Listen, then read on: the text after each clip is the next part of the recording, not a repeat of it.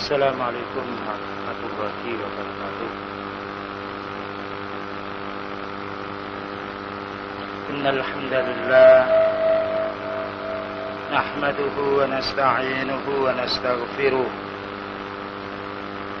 na'udzu billahi min shururi anfusina wa sayyiati a'malina.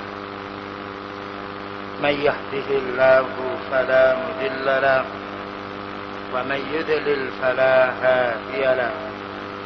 أشهد أن لا إله إلا الله وحده لا شريك له وأشهد أن محمدا عبده ورسوله.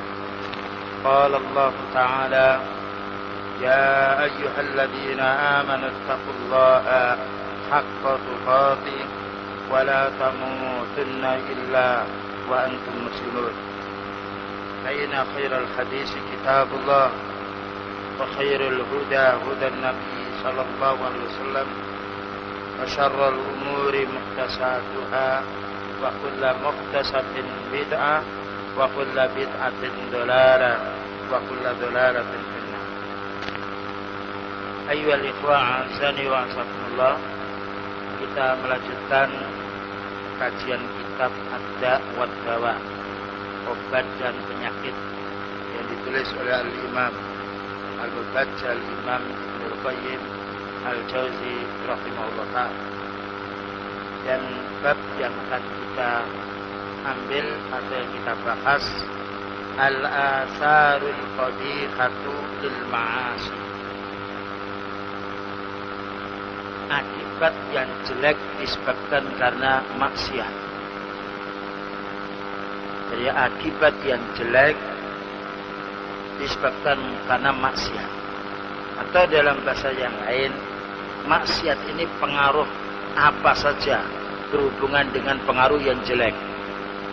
Karena maksiat tidaklah membawa sesuatu kecuali kejelekan. Dijelaskan oleh Syekh Al-Imam Ibnul Qayyim Al-Jauzi, walil ma'asi min al-asaril qabihati al-madmumati wal mudirrati fil qalbi wal badani fid dunya wal akhirah la ya'lamuhu illallah. Maksiat-maksiat itu punya asar, punya pengaruh yang jelek dan hina, membahayakan hati dan membahayakan badan, bukan hanya di dunia tetapi di akhiratnya pula, yang tahu hanya Allah Subhanahu wa ta'ala. Di antaranya yang pertama, faminha khurmanul ilmi, orang yang berbuat maksiat terhalang dia menerima ilmu yang hak.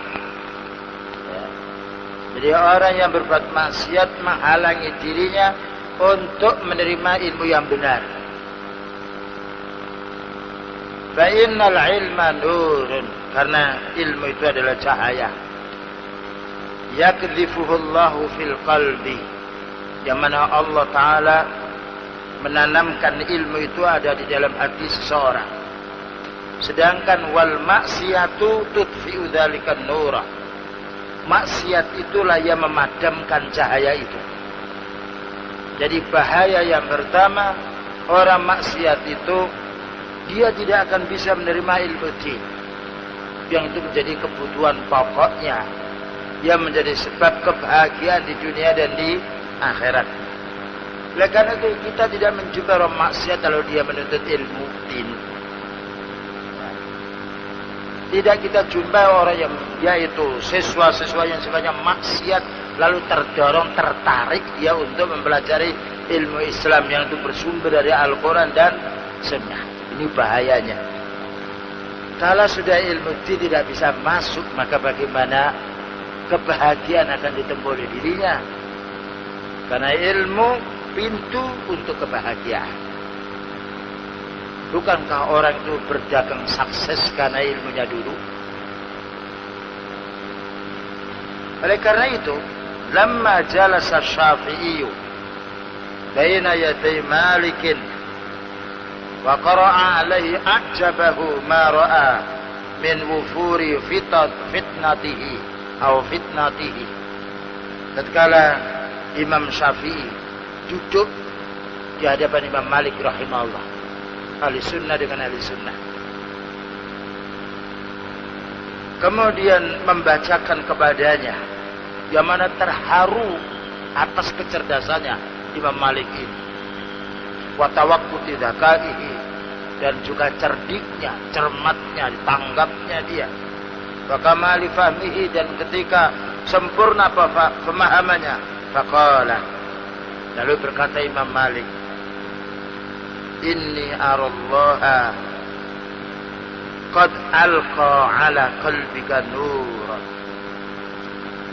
Saya melihat Allah Ta'ala memberikan ilmu kepada hatimu.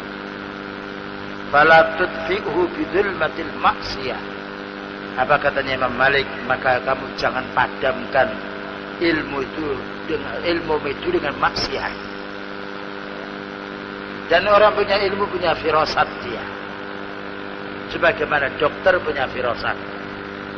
Dokter kalau sudah pengalaman di bertahun-tahun, maka sebelum dia mengambil alat tensi darahnya yang lainnya, kalau kamu penyakit ini ya, maka orang punya ilmu din, ketika menghadapi orang dia punya firasat.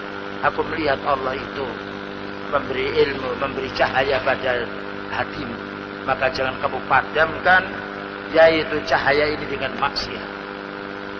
Wa qala Syafi'i rahimahullah, berkata Imam Syafi'i rahimahullah, syakautu ila waqi'in su'a khifti fa arsyadani ila tarkil ma'asi wa qala i'lam bi anna al-ilma fadlun wa fadlullahi la yuttahu 'asin. Ini baitnya, pepatahnya, artinya demikian. Berkata Imam Syafi'i, aku telah mengadu kepada Imam Waqi', yaitu gurunya, tentang yaitu jeleknya hafalanku. Jadi seorang murid memberitahu kepada gurunya, aku mengadu kepada Imam Waqi', yaitu tentang jeleknya hafalanku. Lalu beliau memberi petunjuk kepadaku, hendaknya aku meninggalkan maksiat. Maka berkata Imam Waqi', ketahuilah wahai Syafi'i, sesungguhnya ilmu itu adalah keutamaan. Ilmu itu adalah karunia, dan paling tingginya karunia ilmu itu. Dan karunia Allah tidaklah akan diberikan kepada orang berbuat maksiat. Makanya setiap para utusan Allah dikaruniai ilmu, karena para utusan Allah tidak dijumpai maksiat. Berbeda dengan orang kufar, kadangkala diuji oleh Allah Ta'ala dengan banyak hartanya dan juga kedudukannya. Tetapi ketahuilah, keutamaan itu adalah keutamaan ilmu. Nah, ini perlu dipahami. Hancurnya atau penyebab orang itu jauh daripada ilmu din kalau dia sudah jatuh kepada maksiat. Lihat orang musyrik bagaimana dia mau mendalami ilmu din. Lihat orang ahli bid'ah bagaimana membaca kitab as-sunnah. Lihat orang yang sifatnya dia belajar dan campur ke sana kemari, dia memahami din lemah dia. Memahami dunia meningkat dia. Ya, ini penyebabnya maksiat berbahaya. Yang nomor 2. Pengaruhnya maksiat ini terhalang rezeki. Wa minha furmanur rizki, katanya Ibnul Qayyim al-Jauzi rahimahullah. Kalau orang sudah banyak maksiatnya, maka ditahan oleh Allah rezeki. Wa fil musnad, disebutkan di dalam musnad, innal abda la yaqrumur rizqa bidzanbi yusibuhu. Apa katanya Rasulullah sallallahu alaihi wasallam? Seorang hamba itu dihalangi dia mendapatkan rezeki karena disebabkan dosanya atau maksiatnya. Lihat, walaupun orang pencuri, perampok, ya tidaklah dia memiliki rezeki yang sifatnya bermanfaat. Demikian juga orang berjudi adalah maksiat dia. Maka dia tidak mendapatkan rezeki yang sifatnya membawa kepada kebaikan hatinya, membawa kebaikan ibadahnya. Karena yang haram tidak bisa dibuat untuk yang baik.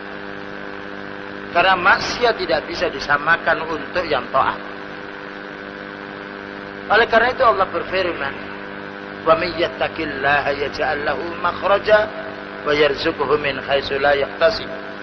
Barang siapa yang bertakwa kepada Allah Ta'ala, maka Allah mencarikan jalan keluar dari semua kesulitannya dan Allah memberi rezeki yang tidak terduga.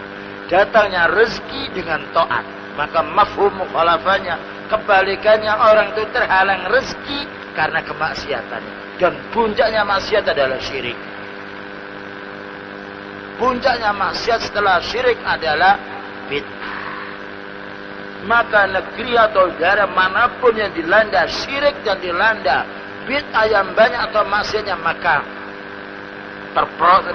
dia mengalami negerinya itu dia respon, dia ditahan oleh Allah Ta'ala rezekinya karena kemaksiatan.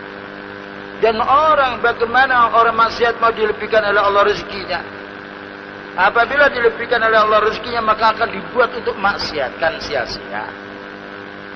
Jadi ditahan. Bahkan juga ditahan pula sebagian rezeki berupa kesehatan badannya. Tetapi orang yang sifatnya dia, orang yang beramal selalu diberi rezeki walaupun sedikit, rezeki itu banyak bagi dia. Rezeki itu manfaat bagi dia. Bisa juga rezeki karena kelapangan jiwa. Bisa juga rezeki dengan yaitu dia beramal soleh. Beramal soleh merupakan rezeki. Bisa juga rezeki dimudahkan oleh Allah Subhanahu wa taala urusannya. Ini orang yang bertakwa. Sebaliknya orang yang maksiat, maka ditahan oleh Allah rezekinya. Ya, walaupun dia mendapatkan rezeki, tapi tidak semisal orang yang sifatnya dia taat kepada Allah Ta'ala. Yang nomor 3, bahayanya maksiat ini, dia dilanda kesedihan dan dilanda keresahan. Semua orang berbuat maksiat, asal otaknya masih ada, dia pasti sedih dan pasti resah. Dia bingung melihat orang, karena perasaan maksiat akan menghantui jiwanya. Lihat orang mencuri, sembunyi dia. Lihat orang yang ngebom, hatinya bingung dia, kemana saya mau sembunyi. Ya. Demikian juga lihat orang yang membunuh orang, dia sembunyi, dia di mana dia. Dan kalau orang sudah sedih mempengaruhi makannya, tidaklah enak orang yang sedih. Tidak bisa merasakan nikmat dunia dia. Dan juga mempengaruhi yaitu tidurnya. Lihat orang yang sedih, dia apapun dia duduk, makanya kadang-kala dibantu dengan dibius dia supaya dia bisa tidur. Ya, jadi orang berbuat maksiat, naudzubillah min dzalik, bahaya yang cukup besar. Bahaya menghantui jiwa. Dia merasa resah, merasa sedih dia. Wahsatun yajiduhal asi fi qalbihi bainahu wa bainallah. Merasa sedih dirinya dengan Allah Subhanahu wa taala. La tuwazinuha wa la tuqarinuha ladzatun aslan. Dan itu tidak bisa dihapus dengan kelezatan dunia. Walau ijtama'at lahu ladzatud dunya bi asriha lam tafi bitilkal waqsah. Seandainya dunia seisinya itu diberikan oleh dia untuk menghilangkan kesedihannya, maka tidak akan hilang kesedihan itu. Ya, ini bahayanya maksiat. Satu contoh, banyak orang mau diancam dibunuh, bayangkan. Bagaimana perasaan di dalam hatinya? Ya, maka dia tidak bisa tidur. Maka makan pun tidak dirasakan enak makan itu. Bahkan juga orang yang sedih bisa juga mengakibatkan berantakan keluarganya. Lihat orang yang berjudi yang kalah. Bukan hanya dia marah kepada dirinya, marah kepada istrinya, marah kepada anak, marah juga kepada orang lain. Inilah akibat orang yang maksiat. Naudzubillah min dzalik. Ada orang yang berkata, syaka rajulun ila ba'dil arifin. Ada orang yang mengeluh, mengadu kepada orang yang pintar dia, orang yang pandai, orang berilmu. Waqsatan yajiduha fi nafsihi. Kenapa dia merasa sedih, merasa resah dalam hatinya. Faqala lahu, maka orang itu dinasihati, idza kunta qad awhasatka dhunubu fada'ha fa idza syi'ta wasta'nis. Maka jika kamu merasa sedih itu karena dosamu, tinggalkan dosa itu. Apabila kamu ingin menjadi orang yang baik, ya. Jadi rasa sedih itu ada sebabnya. Makanya Allah menjamin orang yang ahli iman, ahli amal saleh, dia ala inna awliya Allahi la khaufun alaihim wa la hum yahzanun. Ketahuilah wali-wali Allah siapa? Wali Allah itu orang yang beriman dan bertakwa. Maka Allah menjamin mereka itu tidak resah dan tidak sedih. Sekalipun dihadapkan dengan ujian, sekalipun kurang nafkahnya, sekalipun dia merasakan sakit, sekalipun disibukkan dengan keluarganya, mendapatkan fitnah yang lain, maka Allah menghilangkan kesedihan. Lihat orang yang diinterogasi, kalau dia tidak bersalah tidak ada satu masalah, jawaban sekarang sampai berikutnya. Tapi kalau orang bersalah dia bingung. Makanya pelacak dia tahu, nanti dicari dia dengan bahasa-bahasanya.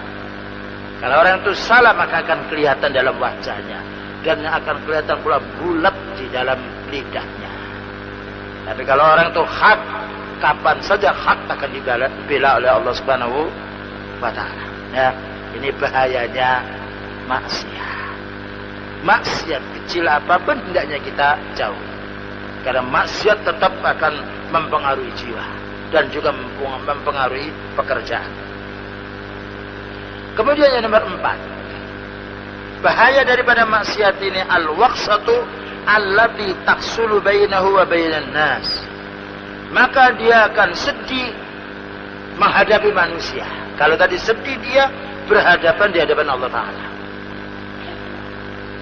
Wala siyama 'alal khairi minhum, terutama apabila menghadapi orang punya ilmu. Jadi orang maksiat ini berhadapan dengan orang punya ilmu, dia takut. Fa'innahu yajidu waqsatan bainahu wa bainahum, maka dia menjumpai kesedihan ketika menghadapi orang yang ahli hak. Makanya orang yang musyrik sedih menghadapi orang ahli tauhid. Orang ahli bid'ah sedih dia menghadapi orang ahli sunnah. Ya, karena bid'ah maksiat. Hanya berupaya mereka menjauh. Bahkan orang munafik sedih menghadapi orang ahli sunnah. Yaj'aluna asabi'ahum fi adhanihim minas sawa'iqi hadarul maut. Maka mereka menjadikan ujung jari-jari yang menutup ke telinganya, khawatir kematian yang menimpa pada diri mereka. Ya. Oleh karena itu ketika ada orang-orang munafik turun ayat, mereka takut. Bahkan Allah Subhanahu wa Ta'ala mengancam rasa takutnya orang munafik ini, mereka lebih takut kepada orang yang beriman daripada takut kepada Allah. Ya. Fi qulubihim marad fazadahumullahu marad. Hati mereka itu sangat takut. Bukan takut tidak makan, takut datangnya ayat, takut datangnya hadis yang menyoroti mereka. Nah, oleh karena itu mereka menjauh kepada orang yang ahli iman, kepada orang yang punya ilmu. Demikian juga orang kafir. Jadi takuti dia, ditakuti dai yang ahli hak. Nah, karena kemaksiatan akan terbongkar dengan ilmu. Jadi orang-orang kafir tidak takut kepada yang lainnya, takut kepada orang menyampaikan yang hak. Buktinya Rasulullah SAW dimusuhi oleh orang kafir. Padahal Rasulullah SAW tidak mencuri, tidak mengambil haknya yang lainnya. Tapi dengan ilmu itu akan menyorotnya, ya, akan membunuh penyakit maksiat. Tapi apabila manusia dia ridha, dia senang, dimatikan maksiatnya, maka Allah akan mengganti obat yang lebih baik. Allah akan mengganti ketenangan setelah dia itu maksiat. Sebagaimana para sahabat ketika mereka masuk Islam. Tapi kalau orang itu ahli bid'ah, dia tetap dia berprinsip kepada bid'ahnya. orang musyrik tetap berprinsip pada syiriknya, maka tidak akan sembuh penyakitnya, bahkan bertambah sakit ketika datang ayat yang meneror syirik dan bid'ahnya. Sebagaimana orang yang sifatnya dia penyakitnya yang banyak sekali, dia ketika datang ke dokter kasih obat ini bertambah sakit ini ya. Kalau sudah penyakit gulanya ada, darah tingginya ada, dan juga yang lainnya, diobati ini bertambah sakit ini. Itu penyakit badan fisik. Demikian juga orang yang sifatnya dia banyak maksiatnya, tidak sholat, ketika mendengarkan bahaya orang tidak sholat, kena dia. Tidak zakat, tidak infak, ketika dai menyampaikan tentang bahayanya orang tidak berinfak, kena sakit lagi dia. Ya. Ketika dia yaitu ketika ada dai membahas bahaya zina, dia jatuh pada zina, kena lagi dia. Nah, ini bahayanya bagi orang yang melakukan kemaksiatan. Apa katanya? Wa kullama qawiyat tilkal waqsatu ba'uda minhum. Maka ketika kekhawatiran, ya, kesedihan orang yang maksiat ini bertambah tinggi, maka bertambah jauh dengan orang yang punya ilmu. Ya. Makanya kadangkala orang itu ketika banyak maksiatnya atau anak disuruh mondok satu hari pergi lari dia, karena tidak terbiasa membaca kitab. Hanya upayakan anak ini sebelum rusak kita perbaiki. Ya. Kita memelihara akhlak lebih utama, lebih gampang daripada barang itu, daripada jiwa itu sudah rusak. Kalau sudah anak itu rusak, sudah teler dia. Pekerjaannya dengan wanita, pekerjaannya dia yaitu dengan Facebooknya, pekerjaannya yang lainnya. Obatnya susah nih, obatnya dinikahkan dan juga ditunggu terus dia, suruh menuntut ilmu. Itu masuk kepada satu hari dua hari hilang. Ya, oleh karena itu maksiat sangat berbahaya. Nah, oleh karena itu apabila orang tua atau yang lainnya dia, anaknya dalam keadaan sifatnya maksiat yang lain, kadang-kadang sudah bingung ke sana kemari, larinya ke ma'had, larinya ke pondok. Dan mereka tahu bahwa fitrah manusia tidak mungkin baik kecuali dengan din. Namun tidak gampang orang itu untuk menerima din. Ya. Kalau sudah begitu berat maksiatnya, kalau dia bertahan dan bersabar, sakit hatinya dia diterima ketika mendengarkan din, bagus. Ya. Ibaratkan orang yang sifatnya tabrakan dia, tulangnya keluar dia, remuk dia. Kalau dia mau diobati, dioperasi, tambah sakit dia, maka insya Allah sembuh. Tapi kalau dia dengan injeksi saja, dengan obat saja takut lari, bagaimana dia mau sembuh? Ya, ini perlu kita fahami bahaya yang maksiat. Waqala ba'du salaf, berkata ulama salaf, inni la u'siyallaha fa'ara dhalika fi khuluqi dabbati wa imra'ati. Ada ulama salaf mengatakan, kalau saya ini jatuh kepada perbuatan maksiat, itu akan aku ketahui binatang-binatangku, ternakku, dan aku akan mengetahui tingkah istriku. Subhanallah. Jadi kadang-kala kemaksiatan itu membuat pengaruh kepada keluarganya, bahkan juga membuat pengaruh kepada binatang ternaknya, tentunya kalau kuat imannya. Dan itu tidaklah salah, dan itu memang benar. Lihat kalau sudah orang dia kaya maksiat, maka anaknya kadang-kala ikut maksiat, kadang-kala keluarganya ikut maksiat. Naudzubillah min dzalik. Jadi suatu saat kehancuran dalam satu keluarga disebabkan karena perbuatan maksiat dari yaitu salah satu rumah di dalam keluarga itu sendiri. Nomor 5, bahaya daripada maksiat. Wa minha ta'siru umurihi alaihi, maka akan dipersulit urusannya. Setiap orang yang maksiat mengalami kesulitan dalam urusannya. Fala yatawajjahu li amrin illa yajiduhu mughlaqan dunahu aw muta'assiran alaihi. Maka orang yang banyak maksiatnya tidaklah dia menghadapi perkara melainkan tertutup urusannya, sulit untuk memecahkan masalah. Ya. Wa hadza kama anna man ittaqa ja'ala lahu min amrihi yusra. Yang demikian itu karena orang yang bertakwa kepada Allah Ta'ala akan dimudahkan semua urusannya. Wa may yattaqillaha yaj'al lahu min amrihi yusra, sebagaimana disebutkan di dalam surat At-Talaq. Ya. Wa may yattaqillaha yaj'al lahu min amrihi yusra. Barang siapa yang bertakwa kepada Allah Ta'ala, menuntut ilmu dan mengamalkannya, mengamalkan yang wajib dan mengamalkan yang sunnah, dimudahkan oleh Allah urusannya. Dan itu terbukti. Maka orang punya ilmu dan beramal soleh akan dirasakan janji Allah Ta'ala ini. Suatu saat dia mengalami kesulitan, ada orang, siapa ini? Si fulan ya? Oh ya, gak apa-apa Pak. Berapa banyak orang yang beramal soleh, ketika dia salah yang tidak ada, sengaja dimaafkan oleh orang-orang yang sifatnya yaitu menjaga sebagai lalu lintas dan juga yang lainnya. Ketika mendapatkan perkara dia dengan amal solehnya dia terlihat dia, maka orang itu memaafkannya. Ya. Tetapi orang yang sifatnya berbuat maksiat, maka ditutup oleh Allah jalan kemudahan. Faman attala taqwa ja'ala lahu min amri usra. Barang siapa yang membatalkan takwanya, membatalkan amal wajibnya dan membatalkan amal sunnahnya, maka Allah akan menjatuhkan dia kepada kesulitan. Ya, kepada kesulitan. Ini al-jaza min jinsil amal.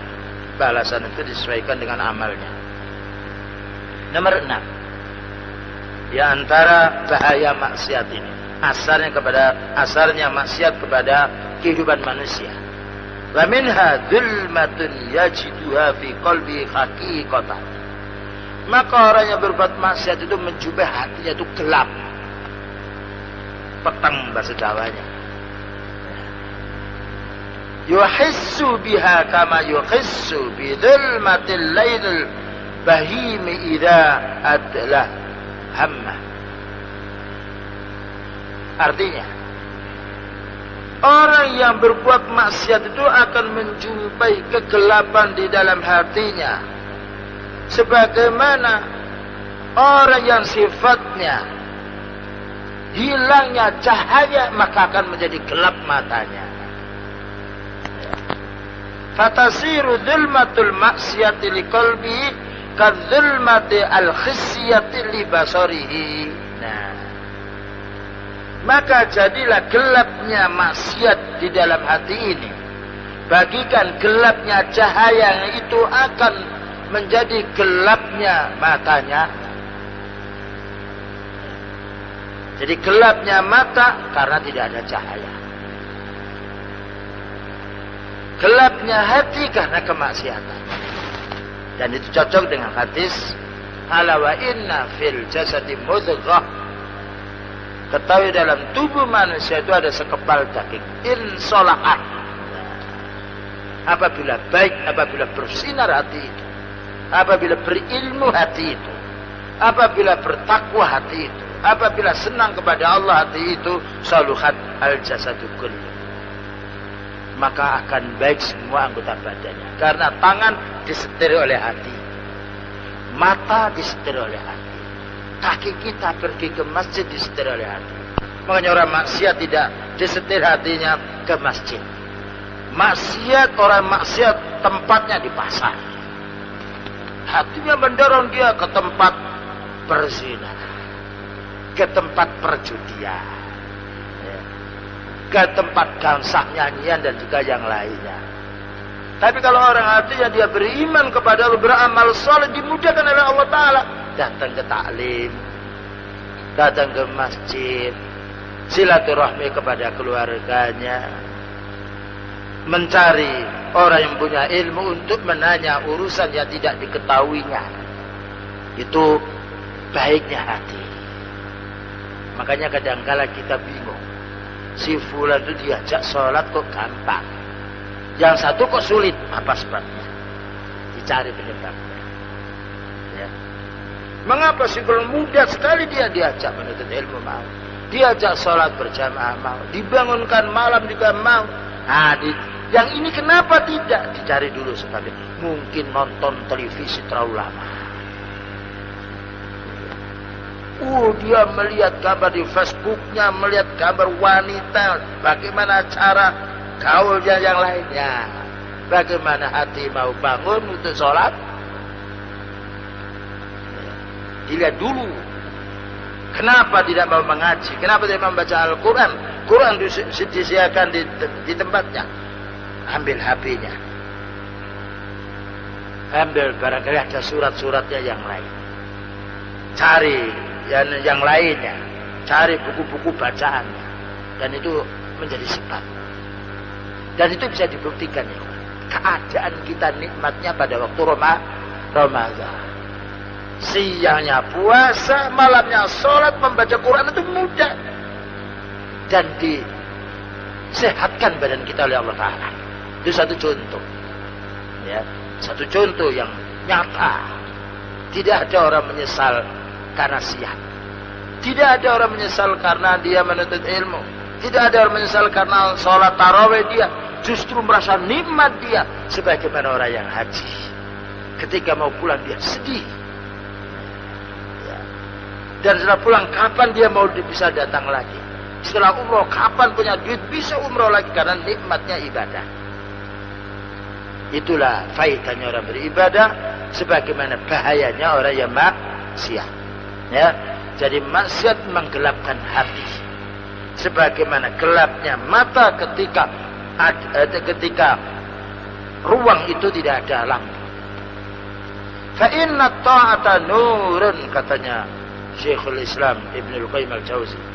Taat itu cahaya, wal maksiatu dzulmatun. Dan maksiat itu adalah kezaliman, kegelapan dia. Maka orang yang ahli taat terjaga lisannya dia. Terjaga tangannya dari merusak. Sebaliknya orang yang maksiat gampang dia membunuh. Nah, apalagi mulutnya tidak terjaga. Subhanallah, bahaya maksiat ini semua anggota badan. Bahaya dari sisi mulutnya, bahaya telinganya pula, bahaya matanya, bahaya pula tangannya, bahaya pula kakinya, bahkan juga mungkin bahaya pula fisiknya dengan banyak terjangkit dengan maksiat. Ya, lihat banyak orang kaya yang maksiat, berapa macam penyakit yang menimpa kepada badannya, belum lagi penyakit yang menimpa pada hatinya. Naudzubillah. Wa kullama qawiyatil zulmatu izdadat hayratuhu. Maka ketika tambah gelap hatinya itu, tambah bingung, bahkan bisa jadi gila dan stres. Berapa banyak orang bunuh diri bukan karena ahli ibadah, bunuh diri karena sudah panik. Banyaknya maksiat yang masuk, tidak bisa ditolaknya, maka mengakhiri nyawanya. Naudzubillah min dzalik. Kita tidak mencoba ahli hadis mengakhiri nyawanya. Orang beribadah tekun, dia sholat, siam dan yang lainnya, mengakhiri nyawanya tidak ada. Karena perbuatan yang baik nur memberi cahaya. Nah, hatta yaqa'a al-bid'a wad-dhalalati wal-umuri al-muhlikati wa huwa la yashuru. Bahkan sampai dia itu jatuh kepada syirik, jatuh kepada bid'ah tidak terasa karena bingung. Nah, sebagaimana kalau orang sudah kecanduan dia minum khamr, narkoba yang lainnya, gak ada rasanya dia. Tidak bisa lagi membedakan mana yang hak dan mana yang batil. Demikian juga kalau orang sudah bergelut dengan syirik, bergelut dengan minta-minta kepada ahli kubur, jin dan yang lainnya, tidak merasa dia itu berbuat dosa. Karena apa? Bingung. Sebagaimana orang yang setelah dia operasi, dia bingung, dia diapakan saja dia tidak terasa.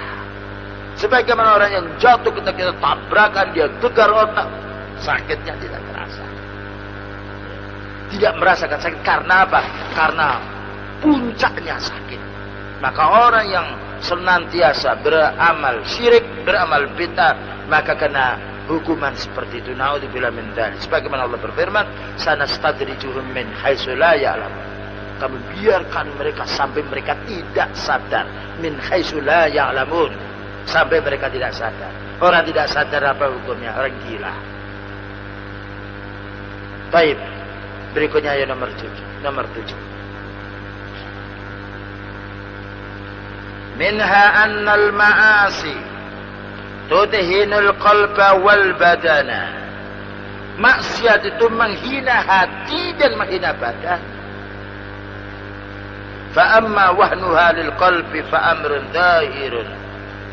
Menjadi hinanya hati itu sudah jelas nampak sebagaimana tadi dijelaskan. Merasa minder, merasa malu, sedih dia, resah dia, bingung dia. Balla tazalu tuhinuhu hatta tazila hayatahu bil kulliyah. Bahkan terus menerus kehinaan dalam hatinya sehingga menghabisi nyawanya. Wa amma wahnuha lil badani. Adapun menghinanya maksiat ini kepada badan. Fa innal mu'mina quwwatuhu fi min qalbi. Ya. Karena kekuatan orang mukmin itu tergantung dalam hatinya. Wa kullama qawiya qalbu qawiya badanuhu. Maka tatkala kuat hatinya dengan iman, kuat pula jasadnya. Makanya ada orang sampai heran. Si fulan kok kuat sekali ya. Kuat beramalnya, kuat melaksanakan ini. Makanya beliau sampai bengkak kakinya. Sholat malam dia kuat, dia nggak jatuh dia. Subhanallah. Tidurnya sedikit tidak bingung dia. Karena apa? Karena orang yang kuat hatinya, maka Allah akan menguatkan badannya. Berapa banyak orang mukmin menang perang dengan orang kafir? Padahal ditinjau perang Badar itu 1 dibandingkan 3. Ya kan? Secara akal 1 dihuyuk oleh orang 3, kalah yang 1. Ya. Tetapi Allah memenangkan orang yang beriman. Rasulullah SAW sendirian menghadapi semua orang kafir yang difasilitasi oleh Allah, jumlahnya banyak.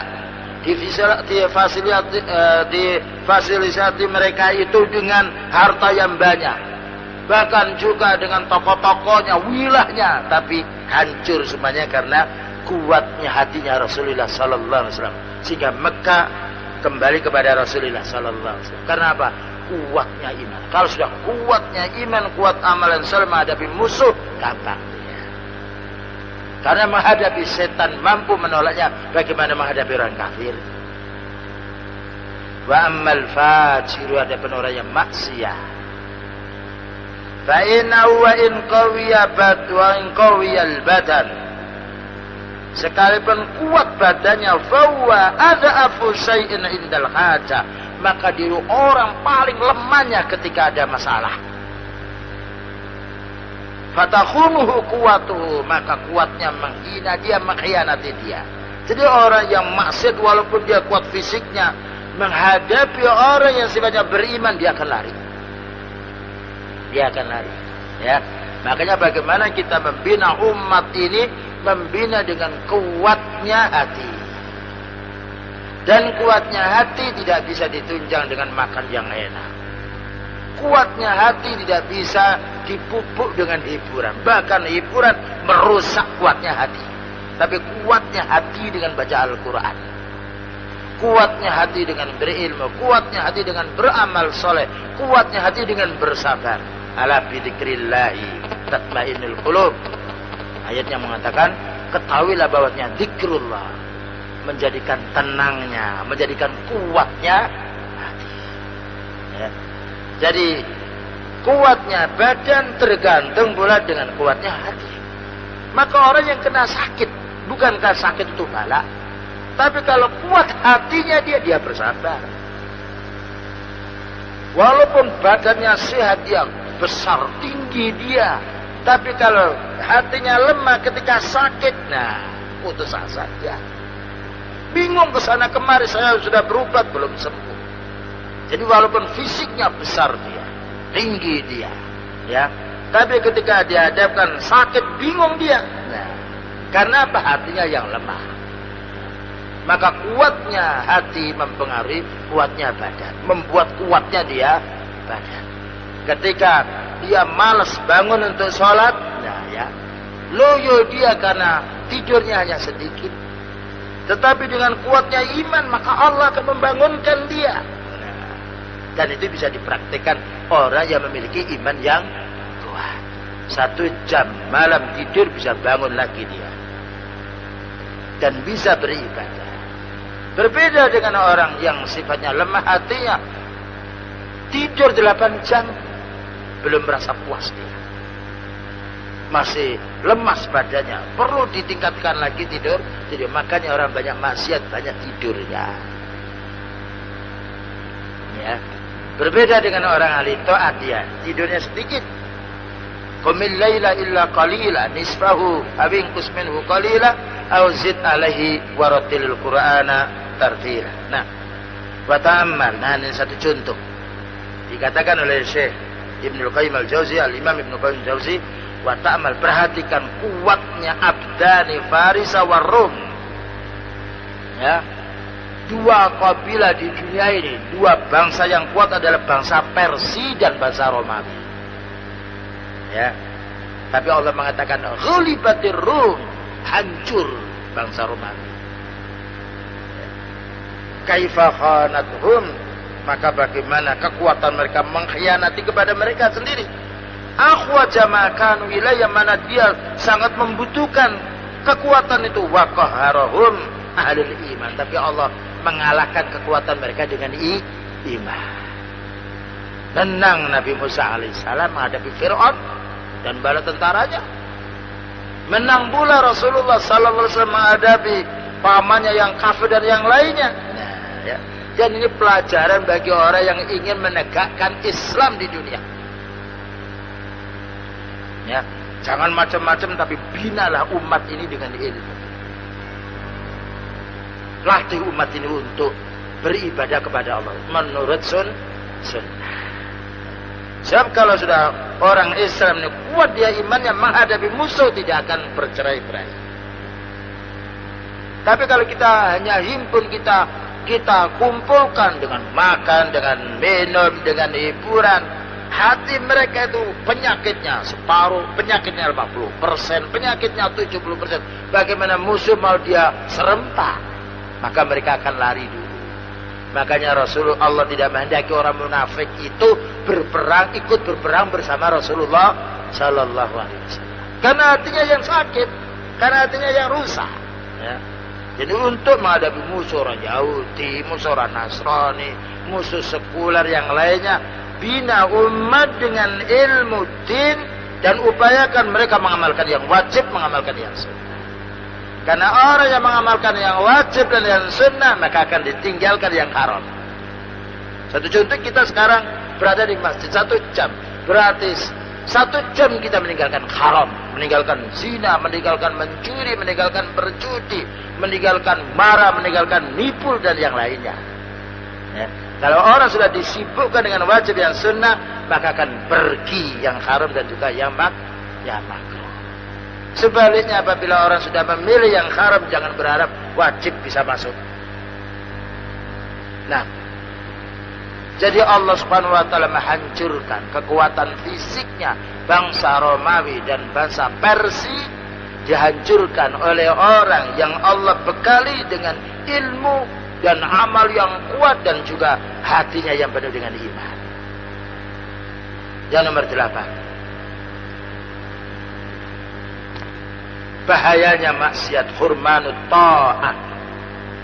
Maka dia diharamkan untuk taat kepada Allah. Makanya apabila ada orang kena jin atau yang lainnya, ya, sebaiknya dia suruh sholat dulu. Dia mau sholat, kok jangan dirukyah. Tidak ada artinya. Apa sebabnya dia kena jin? Dari sisi pakaiannya sudah tidak benar dia. Pergaulannya tidak benar, ngomel. Itu ngomel karena sebab maksiatnya dia. Berbeda orang yang sifatnya dia asalnya maksiat, terus betul-betul dia sadar, dia mau berbuat baik dan menyusun, mau membaca Al-Quran sendiri, mau sholat, mau, insya Allah akan keluar jin itu. Ya.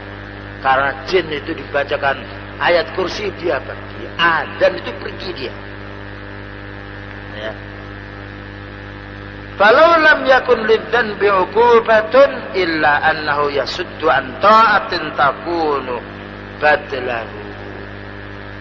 Seandainya orang berbuat dosa itu tidak dihukum oleh Allah Ta'ala dengan penyakitnya fisik umpamanya, maka minimalnya menghalangi dia untuk taat kepada Allah Ta'ala. Ya, menghalangi dia untuk taat kepada Allah Subhanahu wa Ta'ala. Karena maksiat tidak bisa bercampur dengan taat. Ibaratkan minyak tidak bisa dicampur dengan air, pasti dia akan menyisi. Campur pun dia menyisi sendiri. Ya. Dan kalau orang itu sudah tidak mau taat kepada Allah Ta'ala, berarti tambah maksiatnya. Dan kalau sudah tambah maksiatnya, banyak kerusakan. Dan kalau sudah banyak kerusakannya, akan menjalar kepada keluarganya, masyarakat, dan yang lainnya. Ini bahayanya maksiat. Makanya Rasulullah SAW mengatakan, Man ra'a minkum munkaran falyughayyir biyadihi. Fa in lam yastati' fa bilisani, fa in lam yastati' fa biqalbi, wa dzalika ad'aful iman. Barang siapa yang melihat kemungkaran, maka harus dirubah dengan kekuasaan, dengan kekuatan. Tentunya bagi orang yang dikaruniai oleh Allah Ta'ala, berupa jabatan, berupa kekuatan, berupa wilayah. Dan apabila tidak mampu, karena tidak semuanya orang memiliki kekuatan, maka hendaknya merubah kemungkaran itu dengan lisannya. Yaitu kerjanya para ulama, para asatid, para guru. Bagaimana bisa membendung maksiat yang ada yang dilakukan oleh muridnya dan juga yang lainnya dia. Dan apabila tidak mampu, maka dengan hatinya mananya menjauhi maksiat itu, agar kita tidak kena musibah di tempat yang di situ ada maksiat. Ya. Oleh karena itu puncaknya maksiat adalah syirik. Jadi sebetulnya dalam satu negeri bukan hanya korupsi yang dibahas. Yang lebih daripada itu, syirik itu yang harus didahulukan, dibahas dan dihancurkan dulu. Sebagaimana Rasulullah Sallallahu Alaihi Wasallam ketika memenangkan kota Mekah, dilihat tempat-tempat yang dia keramatkan, dibereskan dulu. Karena itu penghalang datangnya rezeki dan penghalang datangnya keamanan dalam satu negeri. Yang nomor 2, bid'ah yang harus diberantas. Karena apa? Karena orang korupsi, orang mencuri hanya merugikan harta. Allah akan mengganti lagi. Tapi kalau syirik merugikan harta dan merugikan agama. Lihat orang yang sifatnya datang ke dukun, mesti harus membawa duit dia. Kalau membawa duit tidak dikasih. Datang karena paranormal, dia mendapatkan satu kertas, harus mengeluarkan duit. Ini sudah kurban harta. Belum berhasil suruh datang lagi, suruh datang duit lagi, ngasih duit lagi. Berbeda orang yang korupsi atau yang nyuap, dia hanya merugikan duit, walaupun itu salah, walaupun itu berbuat dosa, walaupun merugikan, tapi merugikan dari satu sisi. Tapi kalau sudah syirik, bid'ah merugikan dua-duanya. Tidak ada orang mengamalkan bid'ah pasti merugikan harta dan pasti maksiat. Orang mengamalkan bid'ah dijatuhi nanti dengan maksiat yang lain. Dan itu mesti, tidak mungkin tidak. Karena maksiat maka ditemani dengan maksiat. Maka ketaatan maka ditemani dengan ketaatan. Baik ya ikhwan, ini yang dapat disampaikan dan kami tutup dulu. Tidak ada season untuk pertanyaan karena kalau tidak dijelaskan semuanya mungkin hal itu kurang. Insya Allah lain kali akan kita sambung dengan pertanyaan. Dan mudah-mudahan peringatan dari para ulama sunnah yang didasari dengan hadis maupun ayat Al-Quran ini menjadi sembuhnya hati kita dan mengurangi kemaksiatan kita dan menambahkan kita taat kepada Allah Subhanahu wa Ta'ala. Wassallallahu ala nabiyina Muhammadin wa ala alihi wasallam. Subhanakallahumma wa bihamdika asyhadu an la ilaha illa anta astaghfiruka wa atubu ilaik. Walhamdulillahil alamin. Wassalamualaikum warahmatullahi wabarakatuh.